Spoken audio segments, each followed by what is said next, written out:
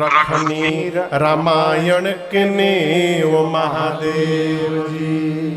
तो भगवान शंकर ऐसे देवता हैं, कहा निकाल के बैठे कहा, जिनको देवता भी पूजते हैं, दैत्य भी पूजते हैं, मनुष्य भी पूजते हैं, किन्नर भी पूजते हैं।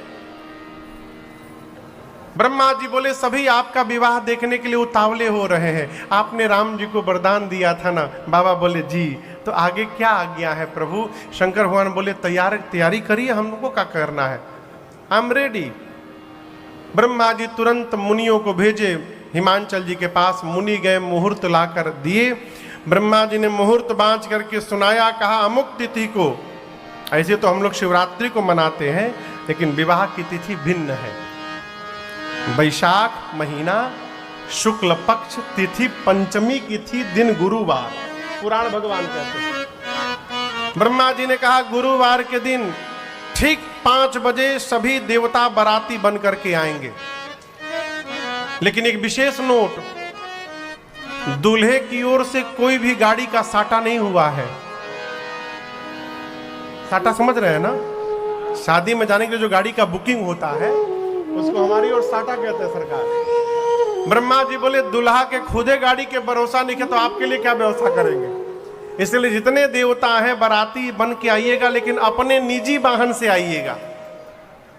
सभी देवता गए, विवाह का दिन आया। बाबा एकदम आनंद में बैठे। 3 बजा, बाबा के गण परेशान। बाबा बोले प्रभु एक भी देवता आज आपको सजाने नहीं आया। शंकर जी बोले अपने से टाइम मिलेगा तब ना हमारी याद आएगी। सब देवता अपने मेकअप में बिजी हैं। गोस्वामी जी कहते अच्छा आप बताओ, सरकार आजकल एक कार्यक्रम होता है शादी विवाह में, संगीत का कार्यक्रम, आप भी जानते होंगे। संगीत का कार्यक्रम या तो दूल्हे के घर में होगा, नहीं तो जोर से बोलिए दुल्हन के घर में।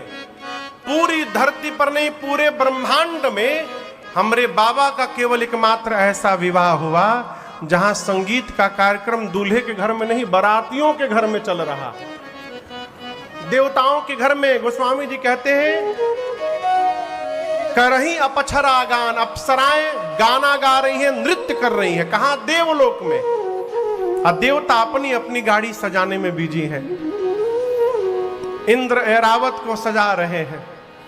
यमराज अपन करिया भैंसा लेकर इंद्र के सामने पहुंचे। देखे इंद्र का वाहन व्हाइट, हमार वाहन ब्लैक।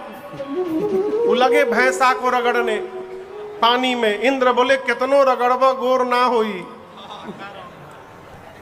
विष्णु भगवान गरुण जी को नहला करके उन पर लाल रंग की चांदनी ओढ़ा करके माला ओढ़ाने लगे। कुबेर के पास हवाई जहाज है, पुष्पक विमान, उसमें भुकिया लाइट लगा लिए, झालर लटका लिए। कहने का अर्थ है सब अपनी अपने वाहन को सजा रहे हैं। दूल्हे को कौन सजाएगा किसी को चिंता नहीं, कोई नहीं आया। शंकर भगवान अपने गणों से बोले देखो मेरा श्रृंगार वही कर सकता है जो मेरे मन को समझता है, और शंकर के मन को उनके गणों को छोड़कर दूसरा कौन समझता है। इसलिए आप लोग जितना सुंदर मेरा श्रृंगार करेंगे कोई नहीं कर सकता, आप लोग करिए। अच्छा हम एक प्रश्न पूछें शंभू भैया, यदि आप शंकर भगवान के गण रहते और यदि बाबा आपसे कहते कि आप हमको सजाइए, तो ये बात सुनकर आप प्रसन्न होते कि टेंशन में आते?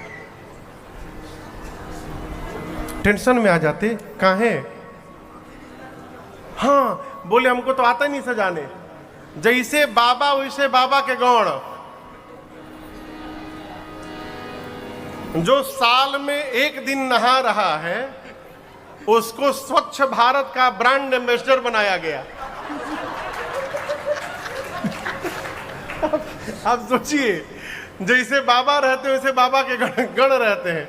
शंकर भगवान ने गणों कहा आप लोग हमको सजाइए। गण टेंशन में आ गए, हम लोग कहाँ से सजाएं, हम आज तक अपने को नहीं सजाए कभी। बाबा बोले देखिए आप लोग जैसा सजाइएगा हमको अच्छा लगेगा। बाबा बैठ गए। आप लोग को भोजपुरी समझ में आएगी? हम अब तक गाए नहीं है, 2 दिन हो गया, क्यों समझ में ना आवे? एक पद सुनाते हैं आपको। बाबा का श्रृंगार हुआ। अरे श्रृंगार हो खता हो, श्रृंगार हो खता। जटाओं पर गई। काम दहन के समय क्रोध के कारण बाबा की जटाएं बिखर गई थी। गणों ने कहा इन जटाओं को समेटा जाए। पहले समेटते समेटते ऐसा समेट दिया कि जटाओं ने मुकुट का आकार लिया। जैसे मुकुट बना, एक गण ने कहा बस बस छूना मत अब इसको। दूसर का पूछा कहाँ है? बोला टोपी के काम खत्म। यही दुल्हा सरकार का टोपी है।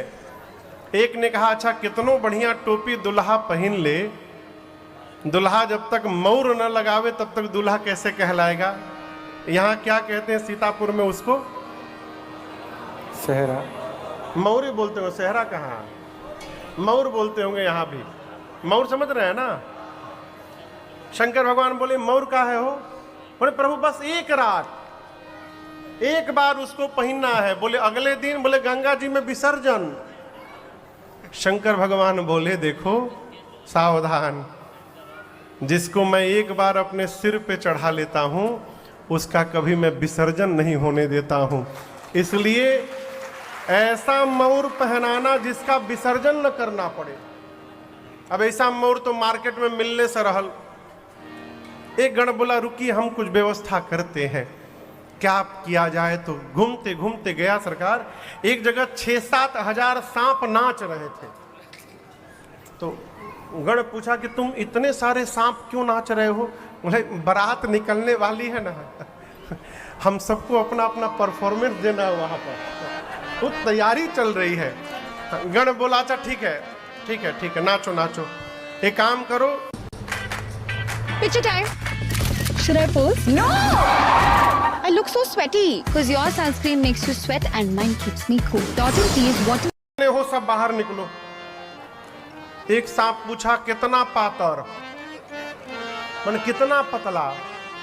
गण बोला 10 mm से नीचे वाले बाहर निकलो, 10 mm से जितने नीचे के हो सब बाहर निकलो। सब पातर पातर सांप, छटका छटका 250-300 सांप बटोरा गए एक जगह। गण उनमें से सुंदर सुंदर रंग बिरंगे सांपों को निकाल निकाल कर 40-50 सांपों को निकाला, सबके सिर को ऊपर करके बांधा। सांप बोले हो क्या रहा है? गण बोले ध्यान से सुनो, तुम सबसे मौर बनाया जा रहा है। हम जैसे शंकर भगवान के सिर पे रखेंगे अपना अपना फन फैला लेना।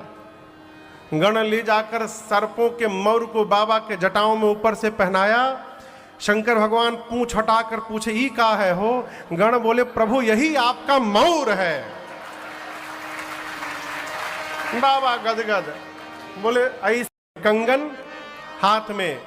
शंकर भगवान के लिए कुंडल सांप का बना, हाथ का कंगन सांप का, बाजूबंद सांप का।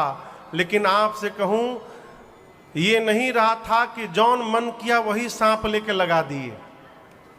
गणों ने एकदम मैचिंग का ध्यान रखा है, मिस मैच ना हो जाए सरकार।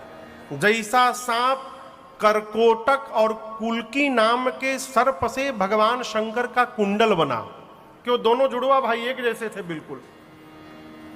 कंबल और अश्वतर नाम के सर्प से कंगन बना हाथ का। शंख और पद्म नाम के सर्प से बाजूबंद बना।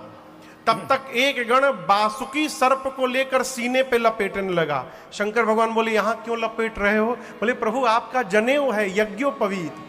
बासुकी सर्प का यज्ञोपवीत बना सरकार। सिर से लेकर पांव तक बाबा सर्प से सुसज्जित हो गए। अब गणों ने कहा कि सब तो हो गया है, पाउडर एक बार लग जाए ना थोड़ा आनंद हो जाए। वहां कहां से पाउडर आवे आप बताओ? तो एक गण गया, तुरंत राख लुठा कर ले आया। क्या लेकर आया? राख। दौड़ कर गया, राख लेकर के आया स्मशान का, और पूरे शरीर पर तना विभूति पट के हरि छाला, पूरे शरीर पर भस्म का लेपन कर दिए। एक तो बाबा पहले से गोर, शंकर भगवान का रंग सांवला नहीं है, कैसा है? कर्पूर गौरम, कपूर जितना गोरा है वैसा रंग बाबा का, एक तो पहले से गोर, ऊपर से भभूत और लगा लिए। अब सोचिए भस्म लगने के बाद कितना सुंदर स्वरूप हुआ होगा। 3 नेत्र, गले में हलाहल विष, ललाट पर चंद्रमा, सिर पर देव नदी मां गंगा। गोस्वामी जी कहते हैं पूरे श्रृंगार में केवल 2 ही सुंदर है, शशि ललाट सुंदर सिर गंगा। एकरी बात तो सब भगवाने मालिक है। शंकर भगवान के एक हाथ में त्रिशूल, एक हाथ में डमरू। एक गण ने कहा कि गला थोड़ा सूना लग रहा है, माला पहन लेते ना बढ़िया एक माला। सरकार एक गण माला ऐसा लेकर के आया। तो शंकर भगवान बोले कि वहां तक टिक जाएगा ये? गण बोले इसी बात का तो टेंशन हमको भी है बाबा, कि फूल का माला उतना देर तक टिकेगा नहीं। आप जाएंगे वहां से आएंगे, यदि फूल मुरझा गया तो। एक गण ने कहा शंकर भगवान से कि प्रभु यदि आपकी आज्ञा हो तो हम एक माला बनाना जानते हैं जिसकी लाइफ टाइम गारंटी है, वो कभी मुरझाएगा ही नहीं। बाबा बोले वही बना कर लाओ। दौड़ कर गया श्मशान, वहां से 40-50 खोपड़ी उठाया, मुंड और लाकर एक लंबे सांप के भीतर सभी खोपड़ियों को डाला, सांप के सिर पूंछ को लेकर के बांधा, अब बाबा के गले में लाकर पहना दिया। कहा बाबा देखिए, एक बार देखिए कैसा हंसता हुआ नूरानी चेहरा है, कभी नहीं मुरझाएगा। जब भी देखिएगा खिलखिला के हंसता हुआ दिखाई पड़ेगा। बाबा गदगद हो गए, खोपड़ी की माला पहने, एक हाथ में त्रिशूल डमरू लिए। अब बाबा जैसे खड़े हुए, बाबा के गण उदास हो गए। शंकर भगवान बोले क्या हुआ, सब तो ठीक है। गण बोले प्रभु कुछ पहने नहीं है आप। शंकर भगवान बोले कहिया तुमसे नहीं हो पाएगा। बोले हमसे नहीं हो पाएगा, 4 दिन से प्रैक्टिस कर रहे हैं,